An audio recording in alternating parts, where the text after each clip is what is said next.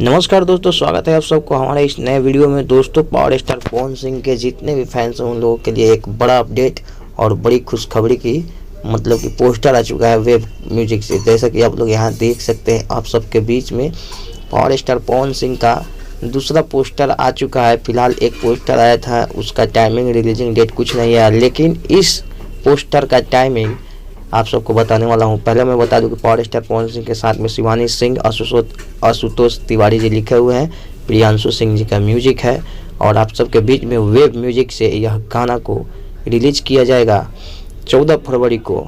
तो आप लोग तैयार रहिएगा बवाल और तांडव तहलका मचाने के लिए। जितने भी पावर स्टार पवन सिंह के फैंस हैं, इस वीडियो को शेयर कर दीजिए, चैनल पर नए हैं तो सब्सक्राइब कर दीजिए पावर स्टार पवन सिंह के फैंस हो तो। चलिए अब मिलते हैं नेक्स्ट वीडियो में नए अपडेट के साथ में। टीजर कब आता है ये भी आप सबको जानकारी देंगे नेक्स्ट वीडियो में। चलिए मिलते हैं नेक्स्ट वीडियो में, तब तक के लिए बाय। जय हो पावर स्टार।